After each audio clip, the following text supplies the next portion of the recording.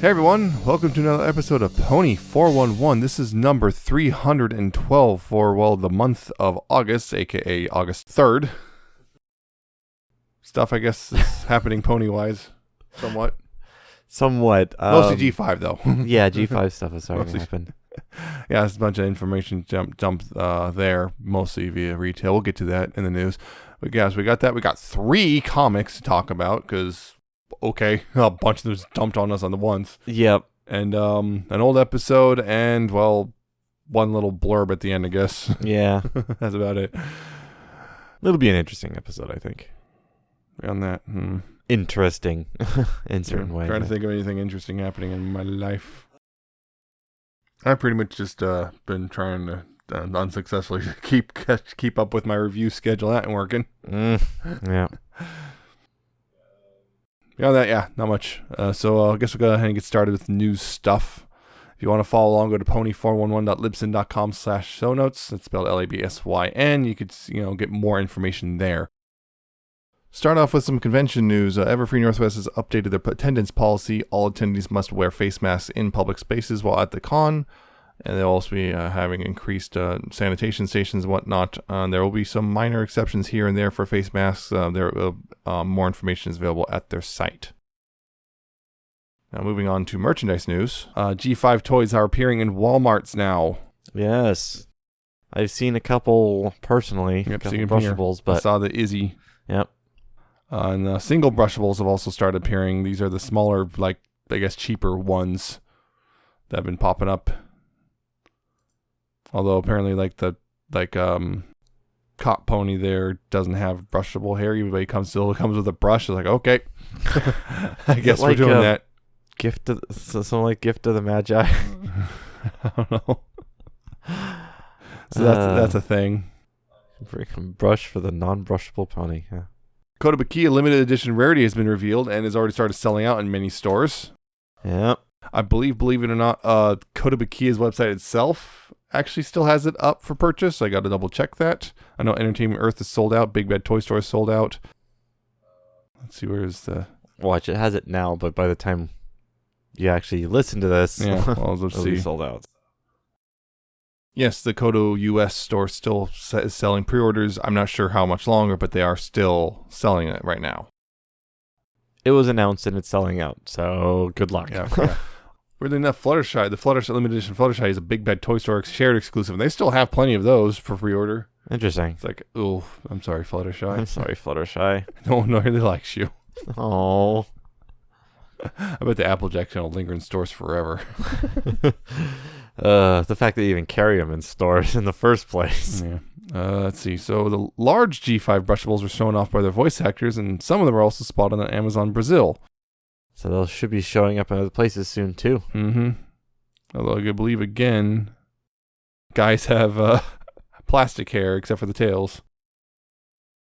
I'm not sure, though. But yeah, they're fairly good size from based on what I saw on those, them showing them off, compared to the other ones we just talked about. And Amazon has an exclusive G5 multi-pack. It's 9 ponies in it. Multi-pack. Yes, what was it? They called it the Royal Gala Collection. They're posable. Not very posable, Not but very posable. But posable. Hey. Oh, yeah, like those. They had a few G4 ones with that kind of posing. Basically, the wings kind of move. The wings move, the legs move, and the heads move. Like, I think the Guardians of Harmony series had a bunch of them like that. They had some with some extra joints too, but I think most of them were like that. These are not...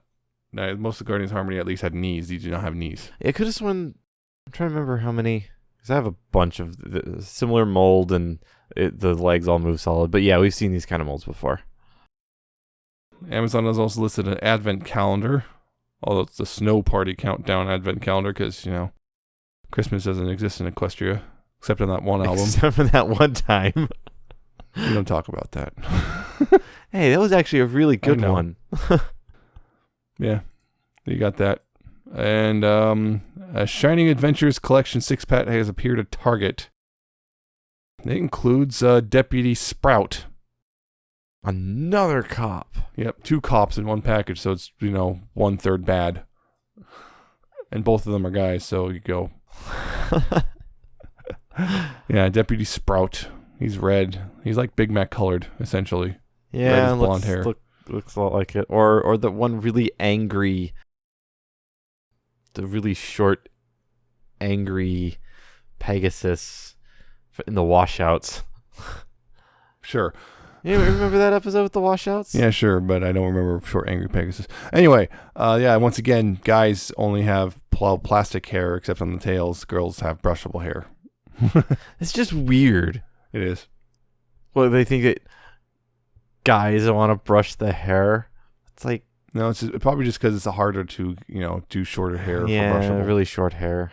That's pretty much probably the reason. That's probably it, yeah. In comic news, Apple Books has a preview of Friendship is Magic number 101, the penultimate issue. A lot of people don't use penultimate, right? Did you know that? Penultimate. It's the one before the end. Second to last. But yeah, and then there's solicitations are out for Generations number 1. The crossover between G4 and 1. Summary, a brand new pony adventure begins here, encompassing generations both old and new when G1 and Friendship is Magic collide. A long time ago, an evil witch named Hydia, sought to destroy pony kind. Now her granddaughters, Grackle and Dire, are here back to finish the job. When the School of Friendship overloads the students, Strata, Glimmer, and the main 6 reach out for help. Enter Violet, Shiver, Shadow Storm, and Black Bell. But these ponies aren't quite what they seem. In fact, they're working for Grackle and Dire. With their sights set on revenge and a brand new schmooze on hand, the young witches and their dastardly creations are ready to cause some mayhem. The smooze? Yeah. Again? A brand new smooze, so it's a different one than the green one that Discord brought. Yeah. Probably G1 smooze. The big purple one. Yes. Grackle. Grackle, that name sounds really familiar. Yeah. And not just because of Crackle the dragon. So yeah, that's a comic coming. Yeah. You can pre-order it now already. I believe there's a 5-issue series that they're doing there. I can't believe it remember was the numbers. Yeah. And finally, Generation 5. Details on a new generation, that's the name of the movie, have been revealed. It's releasing at midnight Pacific time. It has a PG rating, and it is 90 minutes long. Plus, I think there's some other stuff that's popped up maybe more since then in other languages and whatnot. So there you go. Yep. Getting a whole bunch of G5 stuff and news all at once. Apparently, Russia is actually getting a theatrical release. Yeah, I heard about that too. So that's the news. That's the news. Yeah, we got. Like I said at the beginning, we do have comics to talk about this episode. We're gonna go ahead and start with number 99 of the Friendship is Magic series. This one is written by Tom Zahler and art by Robin Easter, first time art on this series, and colors by Heather Breckel. In which, Cheese Sandwich has to come back to Ponyville because, turns out Pinky, she gets a package from him, but also gets a letter from Marble, so she goes gives him Marble, and turns out she's been accepted into a very exclusive school, and she's going to be pretty much in isolation for a year or two, and Pinky's not happy. So she can't throw the party herself, and so she kind of gets Cheese in on it, and they throw a party, and yeah. Pinky learns a lesson about how, it's okay to let go of your family because they're leaving. Yeah. Pinky's clingy. Yeah. But, I get it. Yeah. So, that's the general gist of it. It's interesting because, for one thing, Marble talks talks a lot. Which, I'm wondering how many people are upset over that because she just kind of was quiet in the series. Completely. So all of a sudden she gets that letter and she just loses it right there. So it's okay, I guess that's all she needed to get talking was being accepted into a school. Very exclusive school. Yes, very exclusive on an island. Can only be reached by ferry. Yeah, so that's I'm pretty sure you could fly if you were a Pegasus. No. Something magic, something shut up. Yeah, so it's it's kind of basic, but works out. Applejack's the one to get through the Pinky. They have the big old party and everything, and yeah, Cheese and Pinky have their moments, but nothing big happens in that front. It's fine. It's fine. It feels very much like a kind of a breather issue before things go crazy for the finale for season 10, I guess. Yeah, it does kind of feel like that, but I still think it's fairly well written and kind of heartwarming. Yeah. It is. There's nothing wrong with it. It's just kind of interesting. Also, once cheese really wants people to eat cheese. Apparently. Makes sense, but... which isn't... That was the thing. Like, all the time we see his name is Cheese Sandwich, but he hasn't really mentioned cheese the whole time. It's fine. I liked it. Yeah, it's fine. I liked it.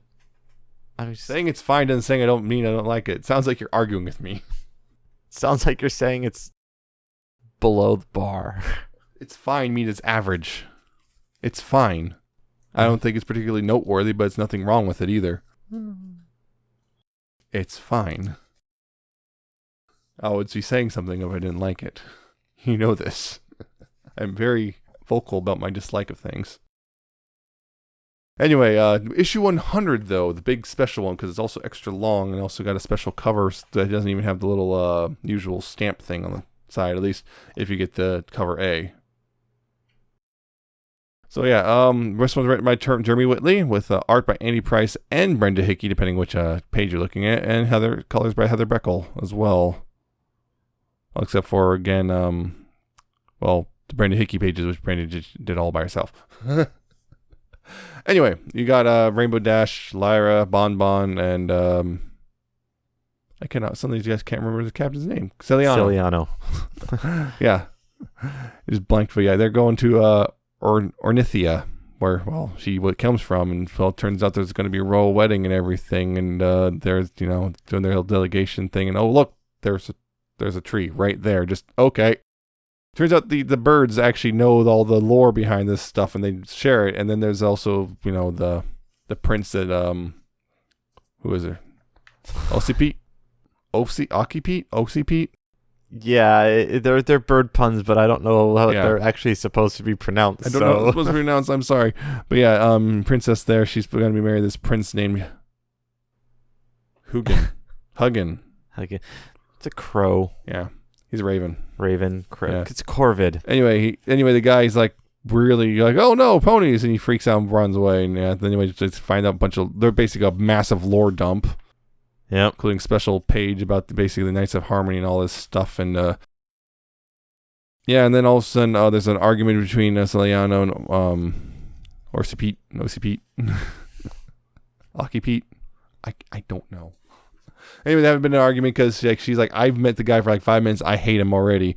And she's like, blah, blah, blah. It's my duty. It's like, you don't love him, though. And then there's a bit of implications as well in the dialogue. And then someone's going around zapping ponies and stuff. They're going to kill them all and send them away or whatever. And then they, escape and crash the wedding and stop it, and they find, oh, look, there's all the elements, because they're the elements of love, I guess, because there's differences now. Last second adjustment. And then Dash has to rush back to get word to Twilight and stuff, because, one of the Knights of Harmony shows up and starts wrecking stuff. And now they're going to come to a question and destroy that too, because of reasons that we're not entirely clear on yet. Yep. And there's a bonus one-page comic at the end, too. Yeah, set up for the big finale. I guess it could take place over the next 2 issues. 2 issues. So yeah, we're doing more tree harmony stuff thing, and we've already kind of established that neither of us are really a fan of this retconning. They're making adjustments already to try to, I guess, explain the fact that people want, hey, hold up. Because this seems to contradict things. I know, actually it doesn't contradict, because blah, blah, blah, we're going to do the Equestria one's special, because, something. Again, being very kind of vague about it at this point. Probably going to reveal everything over the next few issues, and they kind of say, see, now don't all you critics feel silly? I'll be like, no. Oh. But yeah, I still don't like the tree thing. I mean, the Knights of Harmony, I don't know what their beef is yet. It's probably going to be something ridiculous. Like, how dare you make your own Tree of Harmony before we could do it? I don't know. I think a lot of the MLP, not a lot, but some of the MLP villains have just kind of had that weird, that's your reason? Yeah, a lot of them. Some of them. Discourse is just that small. Starlight. Yeah, pretty much. But yeah.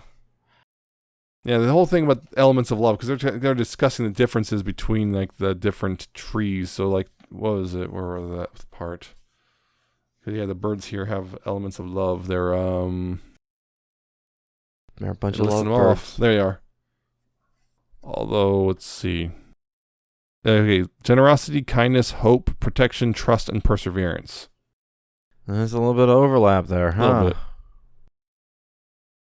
Also, the other temples are voted to, they got all the different bonds. So you got love, family, history, purpose, and patriotism? Yeah. That one's like, that's a red flag. Yeah. Patriotism? Okay. And then you get the random equestrian version. I'll start off with some... while this is yet another tree comic series thing, this arc, they did play it a bit differently. Mm-hmm. So it wasn't an exact replaying of the story like the other ones were just basically the same story in a different setting. This one, they did change it up a little bit. Yeah. So I guess I got to give them some credit there. The introduction of the lore is definitely different, finally starting to somewhat explaining what the hell is going on. So I gotta give them credit there. They did change it up, and that at least added something more interesting. Yeah. Although good chunk of these elements are barely characters. Yeah. 4 of them are barely in the story until, oh right, yeah, we need 6 of them. Yeah, it still feels... While this one, this particular issue seems to be a bit better about replaying the story, what other pieces they're adding in there, I'm not entirely certain yet how they fit. I don't know what the next couple episodes will do for that. Yeah. If they explain more. That's going to be the big finale. Yeah, it does kind of feel like you were saying, it's just like they're making these weird last minute adjustments and trying to cram something into something without, and it's just, I don't know. I'm not sold on the lore side of what they're doing. Yeah. Everything else about this seemed fine. The action scenes seemed pretty good. The art's great, but the story, I think, is somewhat lacking. Yeah, it feels shoved together. Very much almost feels like it's in response to criticism. I don't know how much of it's in response to criticism. I don't know how either, much of it is just they didn't have... It's like it wasn't fleshed. It feels almost like the entire story that they're going for didn't have as much detail and fleshing out and stuff to it as like they originally wanted, and then just started writing the story without... I don't know. It just feels like the story was thrown together before they really started writing things, and it feels incomplete and missing pieces and not fully thought out. I don't want to say that they didn't think about it. We don't have a script we're going to film anyway. Yeah, and I don't know how much of it is maybe things got changed or what. I don't know, but that's the sort of feeling I'm getting is I don't know. I'm getting some of this dialogue. I'm getting the feeling that they're trying to they saw the criticism of the Elements of Harmony stuff is just the same story over and over again. It's just a rip off of the show, and now we're gonna try to adjust it so it's not a rip off anymore, but kind of not super well. Yeah, I do appreciate the bit where heavy implication about Celiano and OC Pete. Yeah, what's the big Ospete. I don't know. Yeah, there's a heavy implication between the two of them. Yep. So that's a thing. Beyond that, though, it's like, I don't know. Like I said, this one's $8. Yeah, because it's the big 100. Yeah, like I said, I like the action scenes and stuff like that, but those are really all dependent on the story they're saying, and I'm not 100% sold on it. It's not sold on it. It's not bad, but I don't know. I'm just not horribly sold. They really have to work hard to sell me by the end, and they have 2 issues to sell me. Yeah, I don't think they're gonna fully sell me. It's probably gonna be one of those I don't regret buying it, but I'm not gonna be like raving about it or anything. That's for certain. Yeah, we'll see. Raven. Oh, Raven about it. That's so Raven. Oh, jeez. That's issue 100. So the final comic we're talking about is the Magic of Cybertron number 4. This one has once again 2 stories as usual. The Mightiest Dinobot and the finale. And first one written by Ian Flynn with artist Casey W. Calder. Colors by Joanna LaFuente and letterer Jake M. Wood. With second one being James Asmus. Artist Jack Lawrence. Colors Luis Antonio Delgado. And letterer is Neil Uitake. First one is basically Spike and the Dinobots once again meet, except now Smolder's here too. And yep, Spike's feeling a bit useless, and then oh no, Superion, who is controlled by Sombra, attacks, and they can't seem to win. And then eventually Spike is able to use words to more or less get them to break apart, and then Sombra's magic kind of, and yeah, so Spike saves the day. Yep, that's unrealistic. And yeah, then the finale, it's everything's coming to a head, and Sombra's got some big plan, and the Autobots then start to attack because, well, they got to, and then the ponies join in, and other Transformers as well, like, Decepticons who aren't controlled by Sombra, and it turns out the ponies now have, exosuits, which that's kind of neat. It is kind of interesting. And, Sombra turns out he in kind of, I guess, possessed Scorponok, shall we say? Yeah. And yeah, so he's become Sombranok. And yeah, he's a big threat, and they're fighting, and they're trying to, they're getting everyone kind of back to normal, unmind controlled, and then they are able to defeat Sombra, and he more or less blows up, and they take him back to Cybertron, and everyone's splitting back, and everything's, I guess, somewhat back to normal. And then there's a little teaser at the end. Yeah. Once again, still very silly. Don't take it too seriously. It's very silly. Yeah, it's pretty fun. It's also nice. There is actually some deep lore cuts on the Transformers side. Some surprising ones too. I'm still kind of like, Superion the strongest Autobot? Not sure about that one, but I'll let it slide. I'll let it slide. I'll let it slide. Also, nice little reference to the old 86 movie, right, in one of the panels, because you got Sludge's eyes bugging out like it did in the movie. Oh. Yep. The page 10. Yeah. You can see Sludge, his eyes are bugging out just like they did in the movie when he was fighting Devastator. So yeah, little reference there.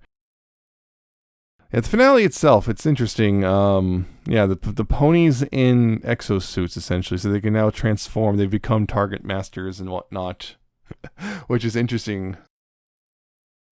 Huh.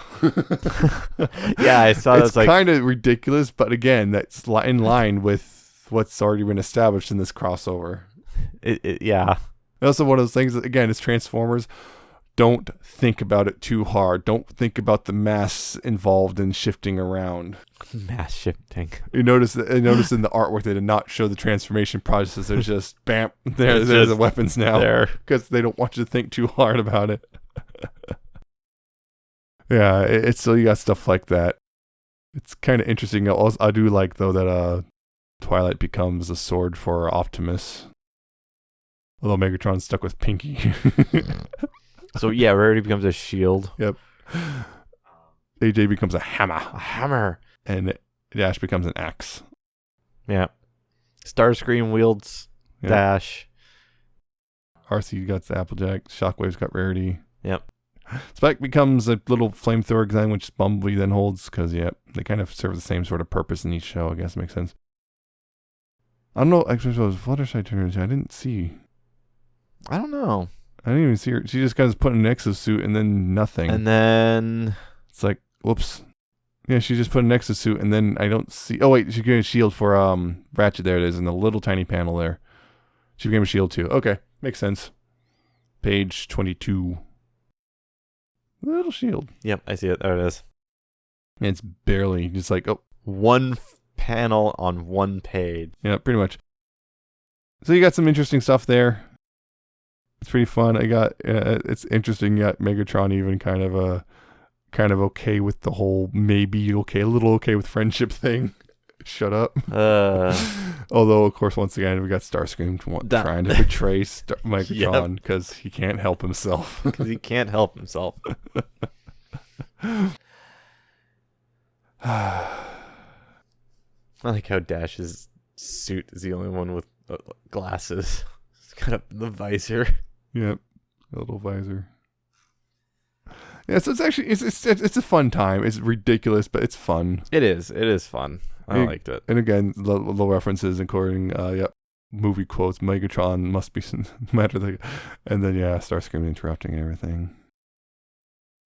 Although that teaser at the end, I don't know if they're actually going to be able to do a third crossover. Yeah, that teaser. Because the comic, the mainline series, they might do another one, but who knows?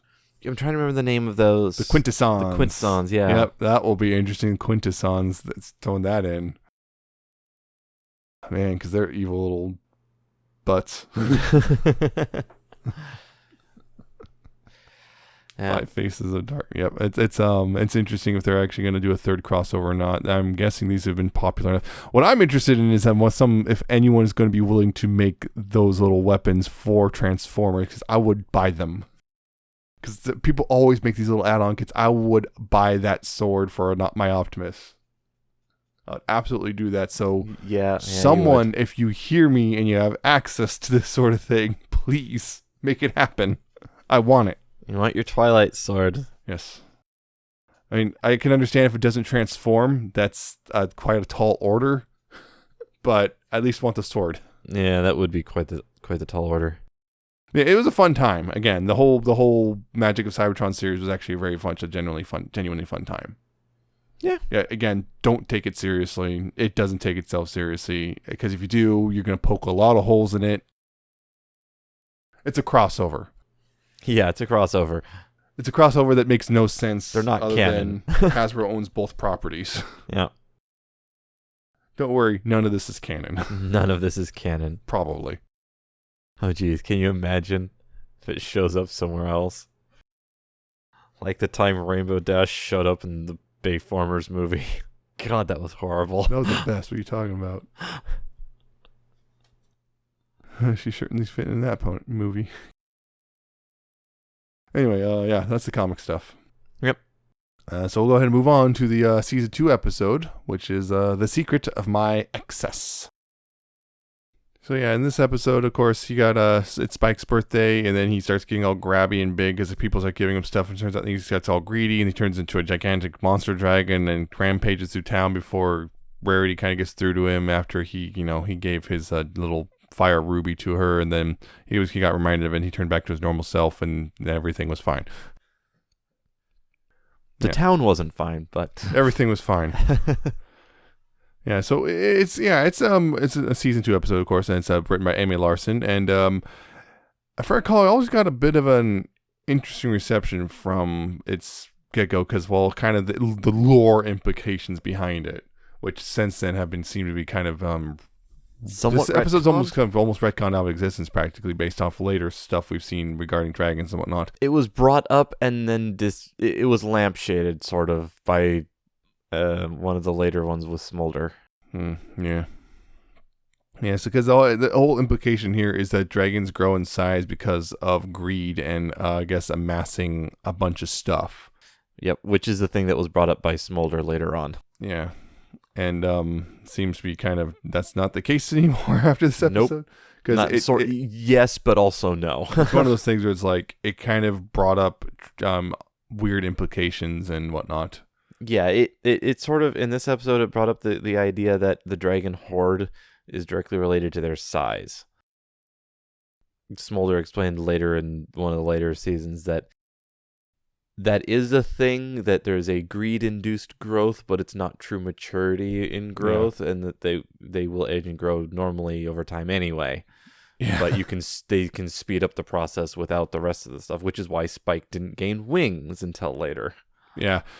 They had to really retcon super hard because of this episode. Yeah. They tried to do it by lampshading, by explaining it away, and it was kind of a weird one.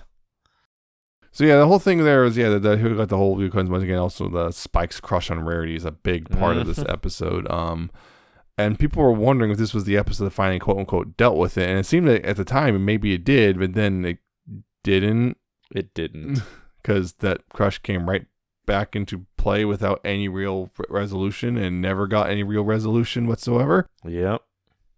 Other than this episode, make it pretty clear Rarity is now aware of it, and now that would make a lot of her actions in later episodes kind of sketchy, to say the least. Yeah. It's the whole Spike and Rarity thing is. It was never handled well. No, Rarity basically uses him. Yeah, did agree. It's creepy, and she kind of uses him. I wouldn't say creepy, but definitely not It great. It borderlines because there's the age difference. Well, again, the age difference, yes, but I wouldn't say it's creepy. Her behavior is creepy because she has really... no intention of ever doing anything with him. Yeah, so it's not creepy in that man, but it's still is manipulative. It is highly manipulative, and it ain't great. Yeah, it's a weird thing. So this episode, she's kind of not doing a great job of handling, or it kind of acknowledged it without ever doing anything beyond that. And then the later episodes just kind of try to keep status quo of Spike has a crush on Rarity, and then never address it properly. Yeah. Oh, it gets worse in the later seasons when Gabby shows up. Yeah, that and episode. Spike and Gabby, and then Rarity gets jealous over it. Yeah, it's like, ugh. That was a weird thing. Never was a fan of the ship in the first place. Yeah, personally, because it would never work. Yeah, it wouldn't.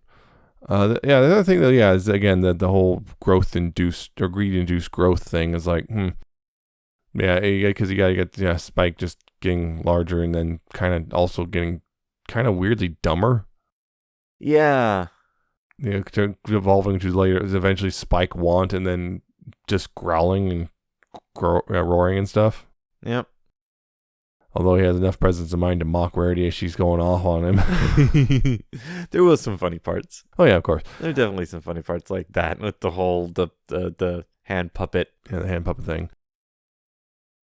The other thing that going on was definitely also weirdness with like Twilight book reshelving day, which is kind of odd when you think about it, because like, why would you need to reorganize the shelves? There should already be a system in place. Why would you have to do it again unless books are getting slowly out of line because people just put it on random shelves? Which is the thing that can happen, which is why every library, they say, do not reshelf the book. Put it over here in this other tray. Put it in the bin. Put it in the bin or on the cart or whatever that particular library has. Do not put it back because invariably you'll do it wrong. They do it wrong.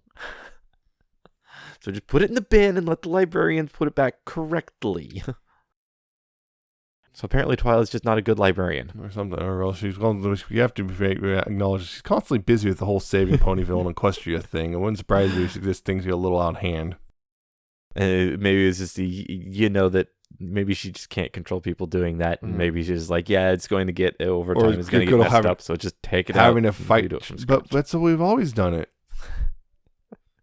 Yep. It's really hard to fight tradition in a rural town. Yep. It's one of those I guess the closest thing on that one I can relate it to, if I can be a nerd. No, you can't.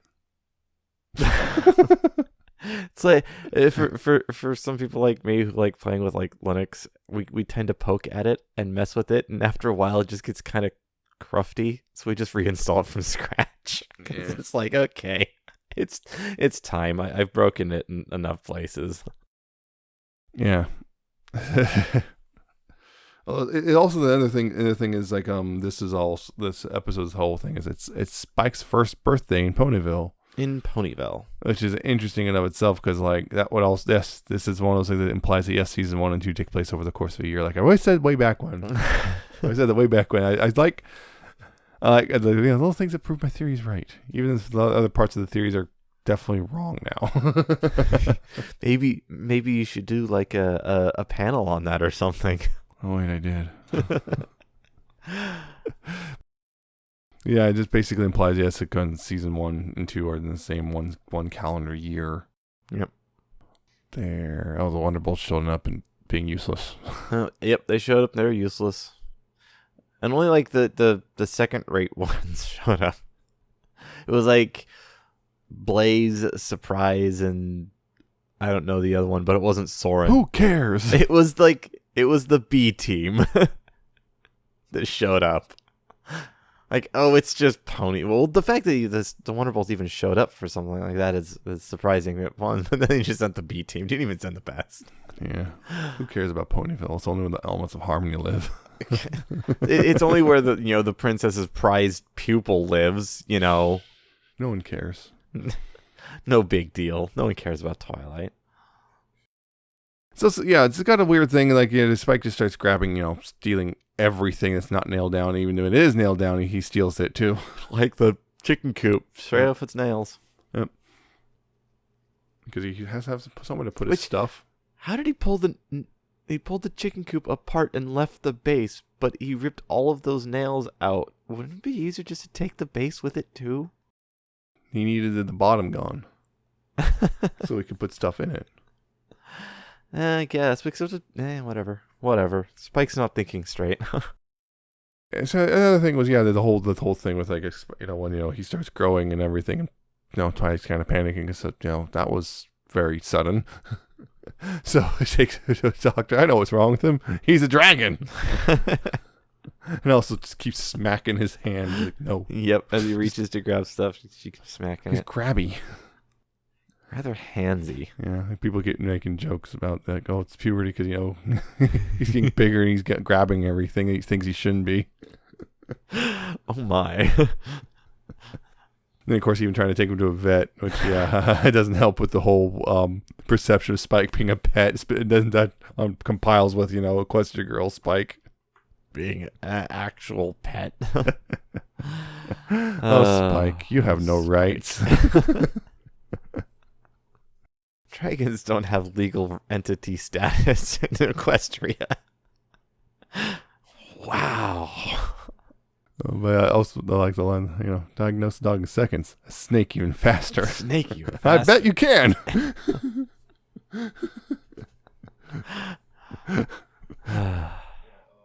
There's just a lot of little. I think the best part about this episode is just a lot of little jokes in it.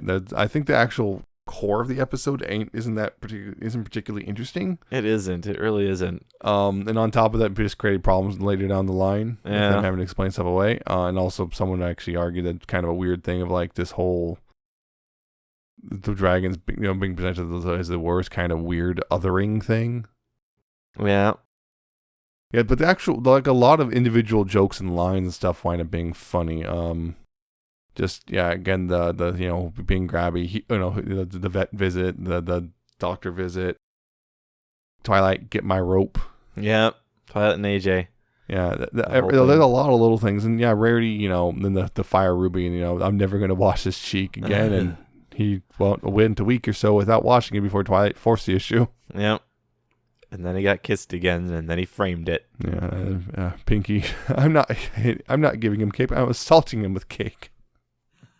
Yep, and then Spike literally took the cake. Yep, haha. I get it. Oh, her reaction to the sugar cube corner getting destroyed, just completely paralyzed. I can't. And then drug off by AJ.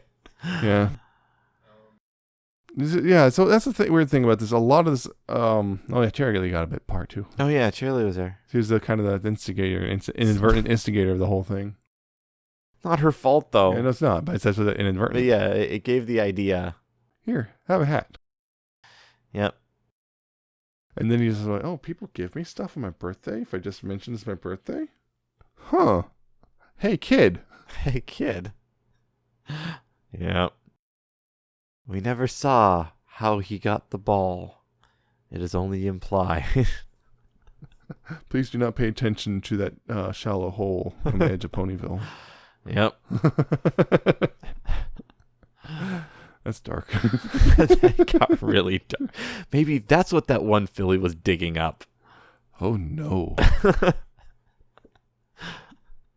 Spike literally killed a pony over a ball. Yeah, and then of course, this whole problem never popped up ever again. Never again. And then Spike grew normally. Yep. It's not the greatest episode. It's not terrible, but yeah, it's just the actual the core of it it's weird. It's one of those weird ones that the core of it is actually not particularly great, but all the stuff around it is actually can be pretty entertaining. So it's kind of like it's a mixed bag. Yeah. On things. Yeah. Yeah. And it's a whole thing. I remember people trying to figure out the lore of dragons and everything from this episode. And Spike still doesn't have wings. What does that mean for him? Does he ever? And people are just assuming Spike's never going to get wings or whatever. And that was a whole thing. Yeah. And a lot of people try to build lore off of this episode, and then the show eventually just kind of tossed the episode out the window. Sort of, yeah. Like I said, they tried to explain it and keep it in the lore, but it feels kind of hand wavy. The whole because they kind of special case because they had to deal with it because otherwise they knew the fans would go, what about Speaker to My Excess? Yep. At least they tried doing something instead of just silent retcon and ignore. Yeah, they tried. Yeah, they had to deal with this weird thing, this weird quirk in the lore. Yep. Although there's that other thing with the train, that the whole thing with trains, they just quietly retconned that and just shut up. They did that one. Just like it was just we have a train, all because of a miscommunication that's getting pulled by horses, and it's just what? Yep. Well, for the sake of our sanity, let's just say, for some weird reason, the train died. Train machine broke. Yeah, the train broke, so they got a whole bunch of them to pull it because they needed to get the train to move, and they didn't have time to fix it yet. Train machine broke. Understandable. Have a good day. Machine broke. Yeah. So they say the boiler cracked or something, so it couldn't hold pressure. Yeah, something. Who knows? Something like that, because it's the steam. Just don't think about it. I think it's a steam train. Don't think about that episode. Don't think about the fact that episode is more like excusing colonialism, but whatever. Yeah. That episode had a lot more problems. Let's not get back on that episode train. Again. Let's not get back on that episode again. Yeah. Yeah, this one is just kind of, I don't know. Yeah, it's one of those things rewatching. It's like, yeah, it's got weird. This is a weird. There's no real like big problems with it per se, at least on as a standalone thing, other than it's just the core of it is just not particularly interesting. Yeah, it's really bare bones and kind of odd, messy, not super interesting core story. Because Larson's a good writer. Yeah, but I know sometimes he gets handed stuff that he really would rather not write. Yeah, I know that was a case with 200. No, it was a 100. Yeah, it was no, it wasn't. It wasn't the 100. Well, he got the 100. He didn't want to do it. I remember that. He said that. He said as much he didn't want to do the whole brony thing. Right, but there was another one I'm thinking of. Yeah, I know which one you're talking about. The one with the book being published. Yeah, with the book journal getting being published. Yeah, those ones he didn't want to write, but it was handed to him to write. Yeah, and he didn't have a lot of say in the matter, really. Yeah, because sometimes they pick their own. They can, they come up with their own stories that they then get approved. But every now and then, they get one that's handed down, and I don't know the story on this one. Yeah, I just know it's just very, very, Yeah, it's kind of it's not bad, but it's meh. Doesn't help it's a Spike episode. And I believe at the time I think I considered it the best Spike episode, which was like that's kind of yeah, that's indicative of Spike episodes. Yeah, Spike episodes traditionally had not been great. Yeah. And they didn't get better for a little while, and even then. Yeah. It's all right. I don't feel bad for watching again, but it's definitely not one I'd willingly go and watch regularly. It's not one I'd pick and like, oh boy, let's watch Secret of My Excess again. There's far better season 2 episodes. There's far better episodes in general. There's far worse episodes, but yeah. Oh yeah, there's far worse. But this is definitely a middle of the road. Middle of the road on the lower end of middle road. Below average even. Yeah. Oh well. I don't know. Alas. C'est la vie. It's one of those things that's not really a whole lot to talk about, really, if we're going to be honest. The weird thing, remember the Guardians of Harmony line, which I've brought up before? Yeah, brought back Big Spike. Yeah, Big Spike. Just randomly, Guardians of Harmony, Big Spike. Yep, because we need They never explained the lore of Guardian Harmony line, which, I mean, isn't unusual for toy lines, but... Well, there's that comic, remember? The Guardians of Harmony comic. Yeah, there was. What came first? Well, the whole thing was supposed to tie in, and they did something in the comic. I'm trying to remember now. Big. I don't remember what they did. They did something to make Spike big in the comic, just to basically justify the toy. Yeah, but they used this design from this episode for the Guardians of Harmony's Big Spike. Yep. They should have done Spike from Dog and Pony Show from his fantasy. Chin Spike. Yeah. Whatever. Yeah. It was fine. It was fine. Good moments, but overall kind of Yeah.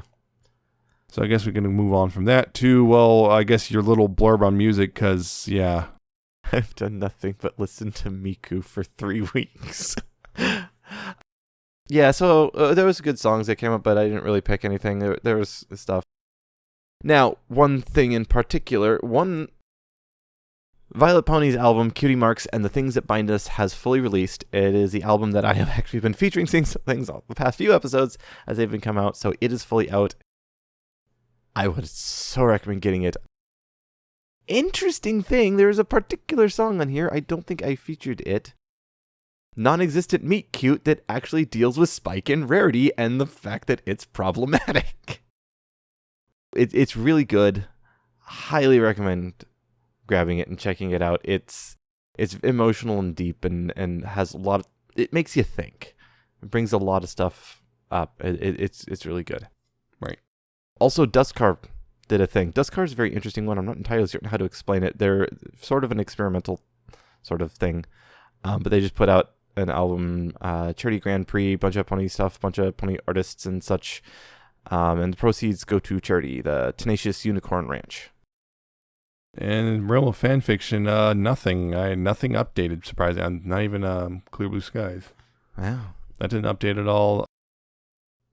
I didn't find anything that really grabbed my eye. Nothing really caught me. Just kind of just kind of a weird thing, I guess. Yeah, sometimes that happens. It's just, that's one of those things. Yep. There was just not much. Fan fiction has been slowing down a lot lately. Oh no, the fandom is dying. It's not surprising. The show's over, comics almost over, and we're all just kind of sitting here waiting for G5 and seeing how that's going to turn out. Yep. I guess that would bring us to the end of this episode. Yep. I hope you enjoyed listening. If you did, you could check out other episodes on pony411.libsyn.com, spelled Labsyn, and check out them out as they come out and whatnot. You can subscribe to the RSS feed there, and you go check the buttons at the top. There's other destinations for this podcast. You got Deezer, Apple Podcasts, Stitcher, Google Podcasts, and YouTube. You can click the buttons and go directly to the channel or whatever page that they are on, or you can just search for Pony4 on one of those services and subscribe to us any of those. We're also still on Ponyville Live as long as that lasts. I'm not sure how much longer on that one. God. Is that thing even still? I guess it's still alive, although horrifically out of date again because it's broken again. So it's still there, although, that's probably not the best way to get it anymore. Especially since now they buried podcasts, I believe now. Yeah, they pretty much buried podcasts anymore. So that's the thing. There's, of course, Ponyville FM, where it's aired there every Tuesday night, 6 p.m. Pacific, 9 p.m. Eastern, if you want to check this out there. And, of course, there's also live DJs and whatnot throughout the rest of the week, if you want to check those out. If you want to contact us, there's an email, pony411podcast@gmail.com. If you have questions or comments or criticisms, or what do you think of Secret of My Access? Are you a big fan of it? I don't know. Or Spike, I guess. Spike. The comics. To think about the comics even. Yeah. Of course, there's also our Facebook page at facebook.com/pony411. Like us there if you want. The new episodes will be appearing there as they are released. And of course, there's our Twitter at pony411 if you want to follow us on that and keep up with the show that way or whatever. Or occasional random stuff if we post it. There's, of course, our personal Twitters. I'm at Nemesis Prime 1, and he's at Alcajaz717 and an underscore at the end. Check things out there, although I haven't been tweeting that much lately. You barely tweet ever. Yep. Yeah, that did get some pictures out. At least that's a thing. I got some figure pictures out, so that's a thing. Woo. And, of course, there are other podcasts new to Weeaboo if you want to, do anime stuff. We recently talked about Your Name. At someone's assistance. Yep. I liked it. I liked that one a lot. Yeah, so that's it for this episode. Tune in next time. We'll be talking about yet another and pretty much the final season 2 episode. Yep, the only other one that has never been talked about on this podcast. It's not talked about in depth in any real way. Yeah. Yeah, see you next time, and don't forget though, until then, please, pony responsibly. Goodbye. See ya.